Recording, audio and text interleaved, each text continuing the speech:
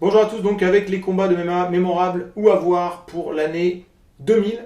J'ai déjà fait toutes les années 93 jusqu'à 99, une vidéo par année que vous pouvez retrouver sur ma chaîne si vous voulez les voir, les revoir, etc.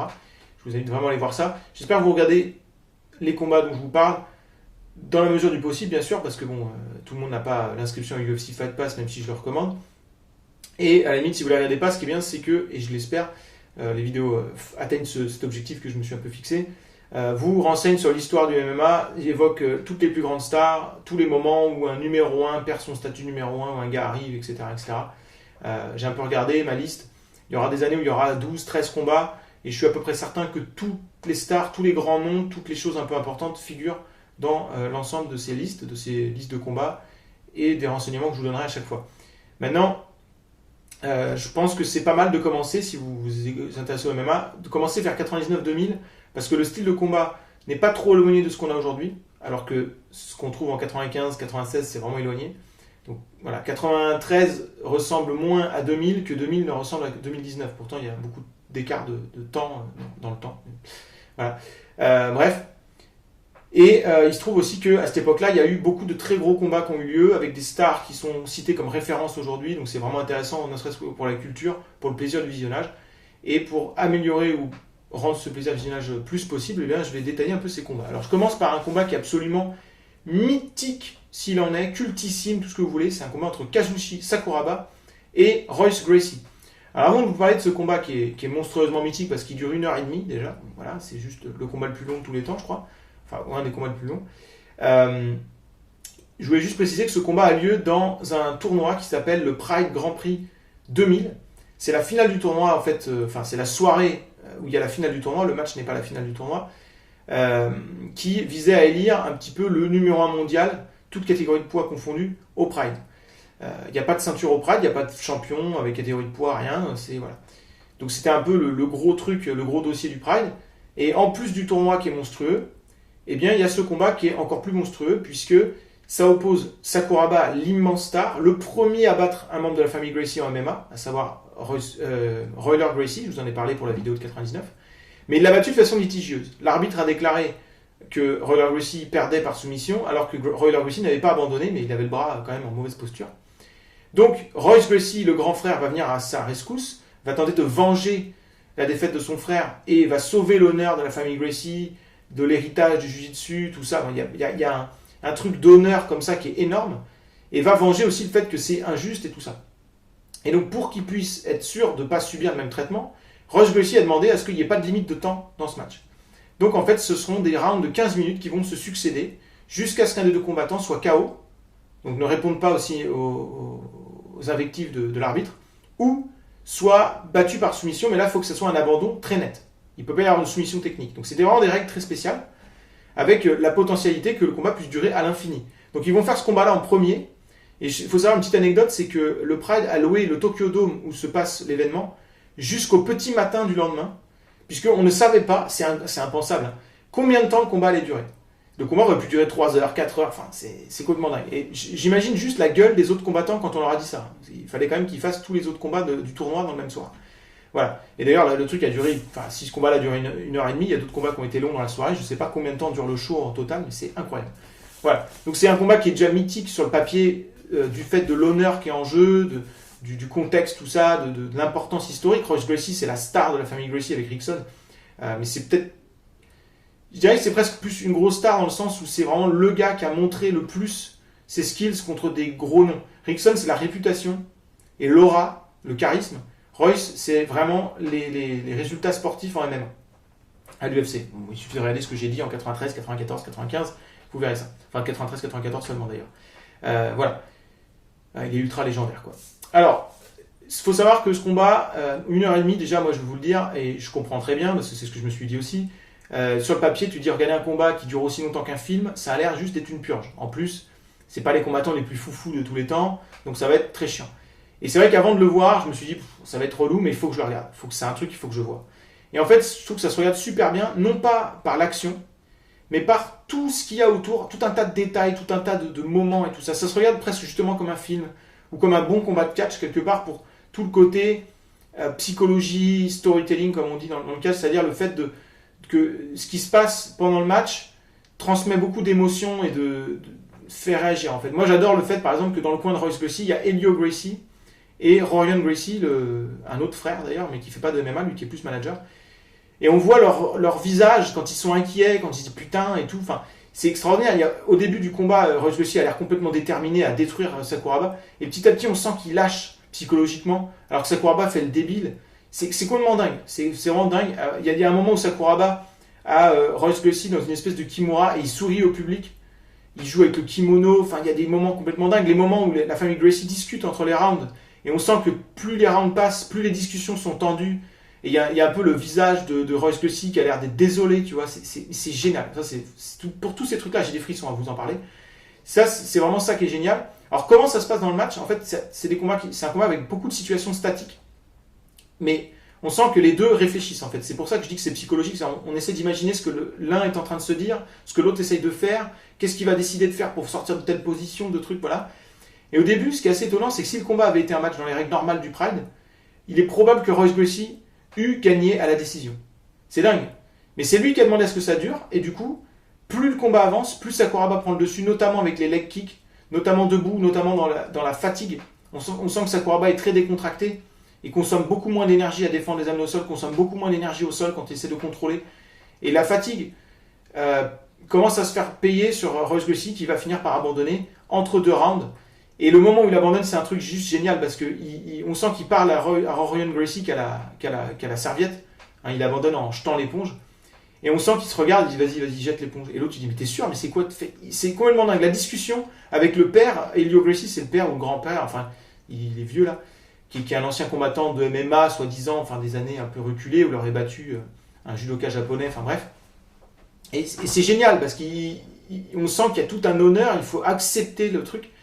Et il y a un moment aussi où on sent que Helio Gracie admire Sakuraba. Et c'est peut-être la plus belle victoire qu'un combattant japonais puisse faire, c'est d'obtenir le respect du patriarche de la famille Gracie. Donc c'est vraiment absolument incroyable à regarder. C'est totalement...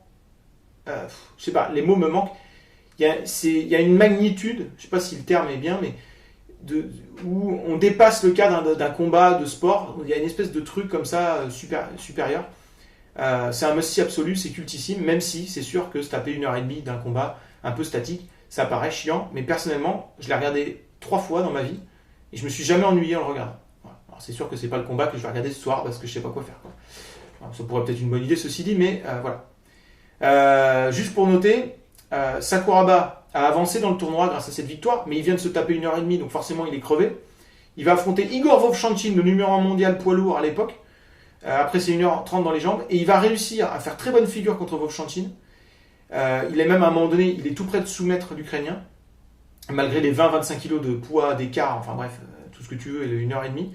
Et il va finir par abandonner entre le temps limite et les prolongations, alors qu'il aurait été peut-être en avance sur les juges, mais il était juste épuisé. Donc Igor Vovchanchyn va aller jusqu'en finale.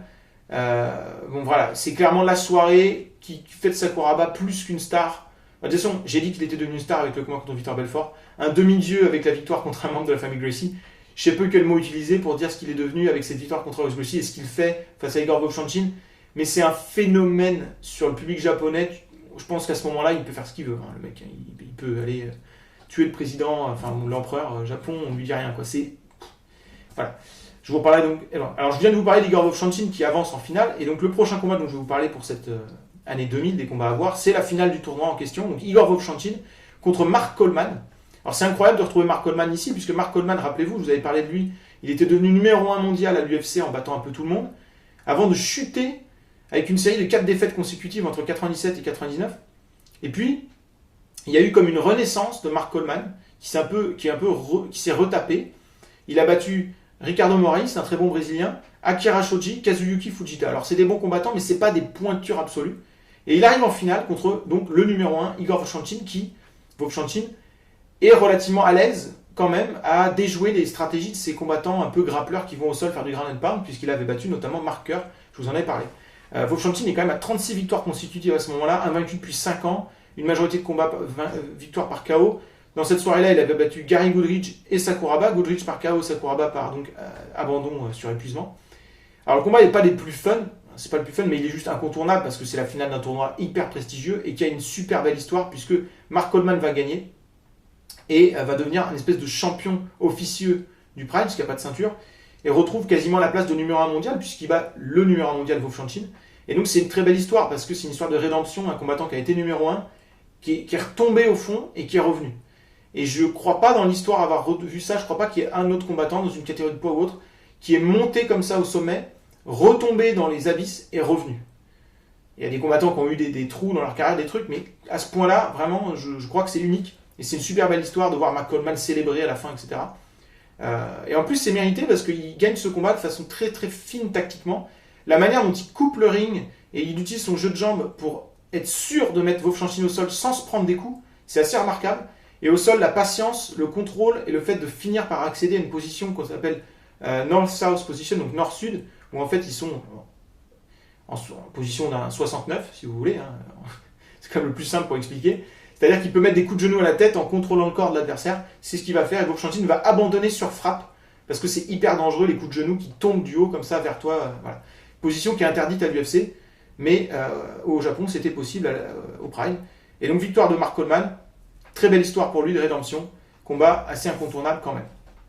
Je continue, on est toujours au Japon, troisième combat dont je vous propose, un combat qui a lieu le 26 mai, donc pas très longtemps après, dans un show qui s'appelle C2K Coliseum. Alors, c'est un peu bizarre, c'est une espèce de show organisé en partenariat Pancras, Shuto, je sais pas quoi, enfin bon, c'est un peu vague.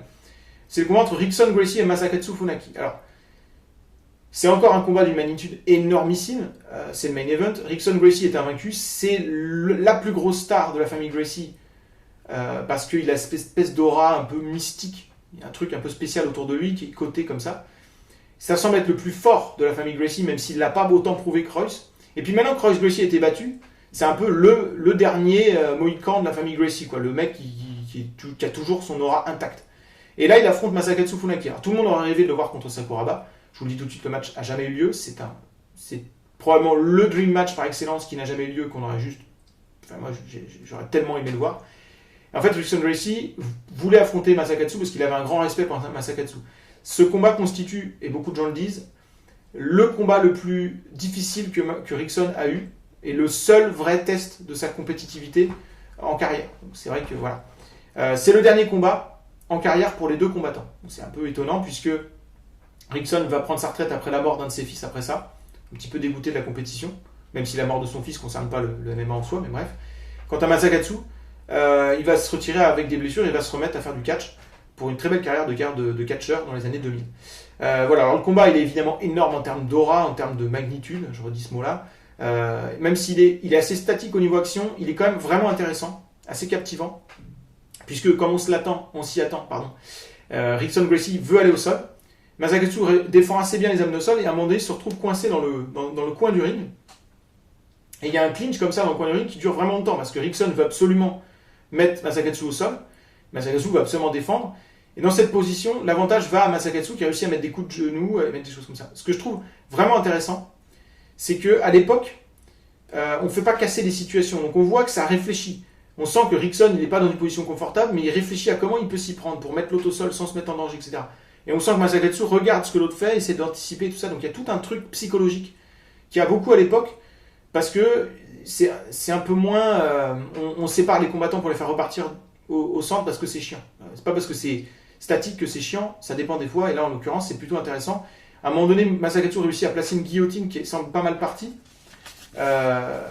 Et le problème c'est que c'est comme si Rickson attendait ça pour pouvoir utiliser la guillotine de Masakatsu pour mettre Masakatsu au sol, puisque Rickson est tellement sûr de lui au sol qu'il s'en fout. Sauf que Masakatsu arrive à se relever et à laisser Rickson sur le dos au sol. Donc il se retrouve dans la position un peu de Sakuraba, c'est-à-dire avec l'autre au sol sur le dos et lui debout. Il commence à essayer de faire des coups de pied, c'était un peu la mode à l'époque, lancée par Sakuraba. Sauf que Rickson se relève parce qu'il sait que c'est une position qui est dangereuse. Donc il prend un risque. Donc là ça devient un petit peu plus mouvementé on va dire. Et puis finalement il réussit à mettre Masakatsu au sol. Et là une fois qu'il a Masakatsu sur le dos au sol, c'est la démonstration, il passe la garde hyper facilement, clac clac, il arrive ground and pound, rear naked choke, merci. C'est juste impossible de défendre Rickson au sol, voilà. Même si Masakatsu n'est pas mauvais au sol, il se fait vraiment bouffer royal. Donc c'est rien de dingue au niveau rebondissement et tout, mais c'est un combat qui est intéressant, qui a une énorme aura de trucs un peu mythiques.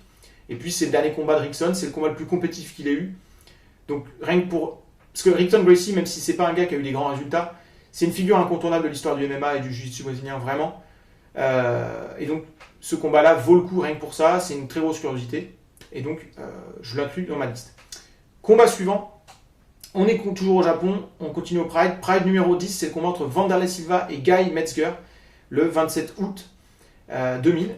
C'est le combat qui, on va dire, fait de Wanderlei Silva non seulement un nom un peu plus mémorable. Ça fait pas de l'une-star parce que Metzger était un peu moins coté à ce moment-là, mais ça fait de Wanderlei Silva quelque chose d'un peu spécial. Et il va confirmer plus tard dans l'année contre un combattant plus coté encore. Parce que Wanderlei Silva a déjà quelques références contre Light Heavyweight, c'est un combattant qui est coté, etc. J'avais déjà parlé de lui dans un combat contre Mike Van Arsdale en 98, je crois, ou quelque chose comme ça. Mais il a calé contre les plus forts, notamment Vitor Belfort et Tito Ortiz. Metzger, lui, avait quelques défaites, il commençait à descendre un petit peu dans la hiérarchie, donc c'était un combat d'un gars qui monte mais qui cale contre les plus forts, contre un combattant qui descend un peu, donc c'était intéressant sur le papier.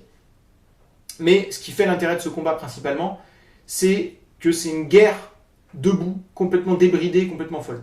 En fait, Metzger semble être très sûr de lui debout, il a beaucoup de techniques de karaté, et il semble être plus à l'aise au départ, notamment grâce à son allonge et ses variations de kick, du fait du karaté. Mais Wanderlei, c'est un combattant qui est très agressif et qui aime être debout, et qui surtout a ce truc où si jamais il blesse un peu l'autre, il a une furie derrière où il ne va pas le lâcher jusqu'à finir par avoir un KO. Et ce qui est intéressant, c'est que dans ce combat, Wanderlei va être vraiment mis en difficulté à un moment donné, sauf que Metzger va pas réussir à le finir, et que les risques que Metzger va prendre pour essayer de finir Wanderlei à ce moment-là vont coûter une situation, on va dire, favorable à Wanderlei Silva, qui va amener la fin du match, que Wanderlei va beaucoup plus suivre, et va finir par mettre un très gros KO avec un crochet à la tempe où Metzger tombe comme une merde, enfin c'est impressionnant. Donc un énorme KO, un combat super fun, pas très très long, essentiellement debout, et quelques moments un peu au sol, et qui fait de Wanderlei Silva une star parce qu'il bat un gars établi au Japon, mais surtout parce qu'il gagne avec une façon, avec un charisme un peu comme ça agressif de prédateur qui le caractérisera, et à partir de là il va avoir que des gros combats Wanderlei Silva et il va devenir une immense star, l'une des 3 figures principales de l'histoire du Pride avec Fyodor et Krokop, je pense, et Sakuraba. Voilà, c'est les 4. S'il y avait 4 noms à retenir de l'histoire du Pride, de toute façon ça serait ça. Ce serait Sakuraba, Wanderlei Silva, Fyodor Emelianenko et Mirko Krokop. Voilà, j'en reparlerai des 2 derniers, ils ne sont pas encore arrivés dans mes listes, mais voilà. Quant à Metzger, c'est le début de la fin pour lui. De là, il coincera toujours contre des gros noms de la division, même s'il aura quelques victoires par-ci par-là. Combat suivant, même soir, Pride numéro 10, c'est le combat qui était annoncé comme le plus gros combat de l'histoire du MMA à ce stade. Alors vous allez me dire, putain, tu viens de nous parler de Rickson Gracie contre Massagatsu, tu viens de nous parler de Sakuraba contre Royce Gracie, qu'est-ce que ça peut être? C'est Sakuraba à nouveau contre Renzo Gracie. Alors, pourquoi c'est plus gros? Parce que on va dire que c'est comme si ça s'empilait. Sakuraba a battu Royler Gracie, mais de façon un peu litigieuse. Il bat Royce Gracie, mais avec un contexte particulier sur un abandon parce que ça dure. Mais en fait, est-ce qu'il l'a vraiment battu? Non, c'est juste que voilà. Là, il affronte le Gracie. Alors, c'est pas un des frères, machin, c'est un cousin du coup à ceux dont je viens de parler, ou un neveu, je sais plus, qui est le plus actif à l'époque. C'est un jeune combattant, contrairement aux autres qui sont un peu plus vieux. Et il semble beaucoup plus complet que Royce Gracie et notamment Royler, qui sont très axés jiu-jitsu. Renzo a évidemment un excellent niveau au jiu-jitsu, il a gagné 2 fois le tournoi de grappling à Abu Dhabi, mais il est beaucoup plus à l'aise debout. Alors il faut savoir que Renzo a déjà une défaite à ce moment-là à la Rings, par décision, une décision très limite, très serrée à la Rings contre Tamura.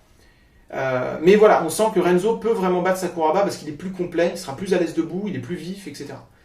Et donc c'est un énorme combat, il faut se rendre compte à l'époque, parce que c'est vrai que rétrospectivement on dit Renzo c'est moins prestigieux que Royce, ou même Royler dans une certaine mesure.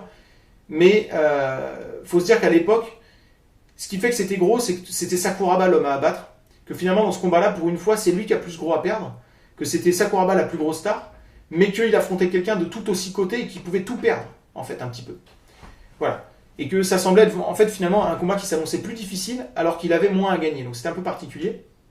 Et c'est un combat qui est très très fun, avec pas mal de situations intéressantes. Moi, ce que j'aime dans ce combat, notamment le plus, c'est le fait qu'il y a plein de moments qui font quelque part référence au combat précédent de Sakuraba contre la famille Gracie, notamment quand il y a Renzo qui se trouve au sol sur le dos, il se relève tout de suite. Et à un moment donné, il se relève tout de suite, Sakuraba est surpris, ce qui fait que quand il se retrouve dans une position similaire, et que Renzo veut se relever tout de suite, Sakuraba se montre hyper agressif pour essayer de conserver la position ou de capitaliser sur le moment où Renzo se relève. Donc c'est vraiment des trucs comme ça qui sont assez amusants. C'est assez serré. Ce qui est intéressant aussi dans ce combat, c'est que les deux utilisent beaucoup de leg kick. Et donc, on voit que Sakuraba a des problèmes au genou, de toute façon, il a toujours été strappé au genou toute sa vie, je crois, ce gars-là. Et franchement, au bout du premier round de 10 minutes, c'est vraiment difficile de savoir qui domine le match. Et dans la suite du match, Sakuraba va prendre le dessus, mais pas de façon hyper nette. Donc on se dit qu'il va peut-être y avoir des prolongations, parce qu'à l'époque, il y avait un système de prolongation. Les commentateurs disent ça d'ailleurs, ils disent ouais, bon, ça devrait faire 5 minutes de prolongation, tout ça, tout ça. Et puis, à 1 minute 30 de la fin, Renzo réussit ce qu'il essayait de faire depuis le début du combat, c'est avoir une situation favorable de soumission. Il est dans le dos de Sakuraba debout. Donc, il est dans le dos de Sakuraba est debout. Donc il essaie de capitaliser, donc il peut sauter dans le dos, il peut faire un truc.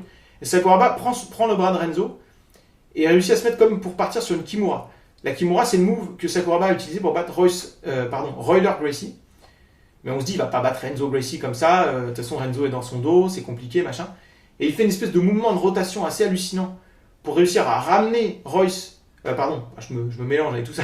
Pour essayer de ramener Renzo Gracie au sol dans la Kimura en bloquant le corps de Renzo, parce que pour que la Kimura soit appliquée, il faut que le corps de Renzo reste en place et que ce soit juste le bras qui bouge dans le dos, si vous voulez. Et il va réussir à placer complètement sa Kimura jusqu'à casser le bras de Renzo. Et on voit le bras de Renzo qui casse, c'est-à-dire qu'on voit son coude se disloquer et tout. Et Renzo n'abandonne pas, mais l'arbitre stoppe le match sur soumission technique, donc comme contre Royler. Sauf que contrairement au match contre Royler, cette fois-ci, Renzo va pas contester, il va regarder son bras et dire ok, il est cassé mon bras. Voilà. Donc c'est impressionnant et c'est la boucle est bouclée avec le match contre Royler Gracie parce que ça donne l'impression que si l'arbitre n'avait pas n'avait pas arrêté le match contre Royler, voilà ce qui serait arrivé à Royler. C'est un petit peu le truc, donc c'est vraiment extraordinaire. C'est une fin vraiment mythique. C'est une des images mythiques un peu du Pride où on voit Sakuraba casser le bras et regarder le truc et se dire il est cassé le bras et Renzo qui regarde son bras un peu genre ouais. C'est incroyable. Donc voilà, tout ça c'est vraiment fun. Il faut savoir que Sakuraba aura un autre combat contre un membre de la famille Gracie, ce sera contre Ryan Gracie qui est un petit peu un bulldog agressif mais qui était beaucoup moins coté. Il gagnera à nouveau. Le combat contre Rickson Gracie ne se fera jamais, malheureusement, Rickson Gracie prétextant qu'il ne respecte pas Sakuraba comme combattant, il trouve qu'il n'a pas l'âme pure et l'honneur des combattants, machin. Bref, un peu dommage. Toujours est-il que Sakuraba aura 4 victoires contre la famille Gracie, 0 défaite. Il sera surnommé The Gracie Killer. Voilà. La suite pour Sakuraba sera un petit peu moins cool, mais voilà, il est au sommet de son prestige et de sa carrière avec cette victoire-là. Vous imaginez un petit peu. Combat suivant. Alors on vient à l'UFC, parce que pour l'instant je vous ai donné que des combats du Japon. On arrive à l'UFC avec un combat poids lourd entre Kevin Randleman et Randy Couture. Ça se passe à l'UFC 28 le 17 novembre. Alors Kevin Randleman c'était le champion poids lourd de l'UFC. Bon, pour moi il avait plus ou moins pris le titre en battant Bas Rutten, mais les juges lui avaient pas donné la victoire, mais il avait récupéré le titre après. Bon bref, c'était pas un champion très dominant parce qu'il avait tendance à gagner ses combats en réussissant à les amener au sol de ses adversaires et en contrôlant au sol plus qu'en faisant des dégâts au sol. Donc il n'était pas très très coté non plus, mais c'était un gars qui était plus ou moins invaincu. Sa seule défaite, c'est la décision absolument incompréhensible contre Bas Rutten. Il posait vraiment un puzzle difficile à résoudre, et notamment du fait de sa technique de lutte freestyle et de sa vitesse et de son explosivité et de sa puissance. Et donc face à lui, Randy Couture, qui n'était absolument pas favori dans ce combat, malgré qu'il avait été champion poids lourd de l'UFC, il n'avait jamais perdu le titre. Puisque depuis qu'il a quitté l'UFC, il a été combattre au Japon et il a subi notamment 2 défaites par décision contre des adversaires de seconde classe et 2 victoires par décision contre des adversaires de seconde classe et 2 défaites par soumission contre des combattants plutôt bons mais pas non plus des tueurs absolus. Donc il obtenait ce title fight parce que c'était l'ancien champion et que du point de vue des Américains il était coté, mais à ce moment-là Randy Couture c'était plus vraiment un truc énorme. Et donc Randleman était favori et vous vous en doutez, Randy Couture va gagner, va récupérer le titre, va forger sa légende. Et en fait, ce combat est surtout intéressant tactiquement, ce qui me concerne, puisque Randleman va dominer debout comme prévu, va dominer les amener au sol comme prévu, du fait de sa puissance, de sa vitesse, de son explosivité, contre Randy Couture, qui pourtant est un très bon lutteur. Il va quand même le faire travailler, mais Randy Couture va avoir une très bonne garde, c'est-à-dire qu'au sol, avec Randleman sur lui, il va le forcer à travailler, il va le fatiguer, sans prendre trop de dégâts. Et petit à petit, on va voir la fatigue s'installer chez Randleman, à tel point qu'à un moment donné, Randy Couture va pouvoir mettre Randleman sur le dos. Et là, on voit que Randleman est totalement perdu, comme s'il n'avait jamais été sur le dos de toute sa carrière. Il y a un mec qui crie dehors, je ne sais pas ce qui se passe. Comme s'il n'avait jamais été mis sur le dos de toute sa carrière, et là, il va vite perdre le combat. Randy Couture va imposer son ground and pound et va gagner par KO. Donc c'est quand même, si c'était sa tactique de faire ça, c'est très osé. Ça ressemble beaucoup à la tactique que Frank Shamrock a utilisée pour vaincre Tito Ortiz. En tout cas, changement de garde au sommet de l'UFC. Randy Couture retrouve la place de champion, forge sa légende. C'est un combat assez clé dans l'histoire et vraiment intéressant d'un point de vue déroulement et tactique. Et puis j'aime beaucoup Randy Couture, donc voilà. Je pense que c'est vraiment important. Enfin, voilà. Combat suivant, il m'en reste 2 dont je voudrais vous parler. Le combat donc suivant, il se passe à Shuto. C'est le combat entre Frank Trigg et Hayato Sakurai. Ça se passe le 17 décembre. C'est un très très gros match de welterweight. Donc welterweight, c'est la catégorie de poids à moins de 170 livres. De mémoire, c'est des combattants qui font environ 75 kilos. Donc voilà, c'est une catégorie qui va devenir une catégorie reine à l'UFC, notamment avec des Georges Saint-Pierre comme grand champion, Robbie Lawler et aujourd'hui récemment Kamaru Usman, Colby Covington qui montent en ce moment, au moment où je vous parle. Donc, c'est une catégorie qui est assez importante avec Matthews avant ça. Matthews était déjà coté à l'époque, mais je vous en reparlerai. Mais le numéro 1 mondial de la catégorie welterweight à l'époque, il était bel et bien à Shuto. Et c'était Hayato Sakurai. Sakurai, il était invaincu. Il était rendu à 17 victoires et 2 matchs nuls. Pas mal de gros noms à son palmarès. Assez impressionnant. Et face à lui, Frank Trigg, un Américain, lui aussi invaincu, avec beaucoup moins de matchs et de références, mais quand même quelques beaux noms battus par lui. Donc c'était une très très grosse affiche qui allait immanquablement annoncer ou mettre le numéro 1 de la division welterweight un peu plus en évidence. Et donc ce sera une très grosse défense de titre pour Sakurai qui va conserver, mais dans un match extrêmement difficile, ce qui à mon avis a posé peut-être Sakurai comme le numéro 1 pound for pound. Alors j'aime pas trop cette expression parce que je trouve que ça fait comparer des choses qui sont pas toujours comparables, mais voilà, ça veut dire indépendamment des catégories de poids, c'était le numéro 1 mondial, un petit peu hors catégorie de poids, quoi, j'ai envie de dire. Bon bref. En fait, ce qui est intéressant dans ce combat, c'est que Frank Trigg domine complètement le combat au début. Il massacre Sakurai au sol par ground and pound. Je pense que c'est vraiment pas passé loin qu'il le batte par KO à ce moment-là. Trigg arrive à bien contrer les amener au sol de Sakurai avec du judo. Donc ça, c'est vraiment intéressant. Notamment, il met Sakurai sur le dos comme ça. Et à un moment donné, Sakurai prend énormément de risques à se relever dans une position où Frank Trigg aurait pu lui mettre un KO. Il prend d'ailleurs une grosse frappe à ce moment-là, mais c'est un risque qui a été vraiment payant puisque il contre Frank Trigg sur le moment où Frank Trigg essaye de le mettre KO lorsque Sakurai se relève. Et à partir de là, il se déchaîne. Faut savoir qu'à Shuto, il y a un système où quand vous êtes prêt à mettre mis KO, l'arbitre vous écarte et il compte le combattant comme en boxe pour vérifier si le mec est KO. Et si ça arrive 3 fois, c'est KO technique, comme en boxe. Et Frank Trigg est compté alors qu'il dominait complètement il y a encore quelques temps. Et à partir de là, Sakurai va se déchaîner. Et va finir Frank Trigg avec des coups de genoux dans le tie clinch, c'est-à-dire debout avec la main derrière la tête comme ça, et des coups de genoux. Et pour gagner avec un comeback absolument mémorable. Donc c'est vraiment un combat de très haut niveau, très compétitif, très important historiquement parce que ça permet de voir le numéro 1 d'une catégorie de poids quand même importante, reine, et avec un comeback extraordinaire. Donc c'est un combat vraiment mémorable de Shuto, que je vous invite vraiment à aller voir. Vous pouvez le trouver sur l'UFC Fight Pass. Ça pose Sakurai comme clair numéro 1 de la division et potentiellement numéro 1 pound for pound, comme je dis. Après ça, Frank Trigg partira aux USA, où il va devenir quand même un challenger important à l'UFC, mais qui n'arrivera jamais à battre le champion local, à savoir Matthews. Et d'ailleurs, Sakurai aussi va aller affronter Matthews plus tard à l'UFC, et lui aussi calera contre Matthews, qui s'avérera, lui, devenir le numéro 1 mondial plus tard, mais ça, je vais vous en reparler. Et puis enfin, dernier combat pour l'année 2000 dont je vais vous parler, dans ces combats à voir, c'est l'autre match de l'année avec le Sakuraba Royce Gracie. Là, je pense que c'est vraiment les 2 combats à voir. C'est Dan Anderson contre Wanderlei Silva au Pride 12, le 23 décembre 2000. Alors, c'est un très gros clash.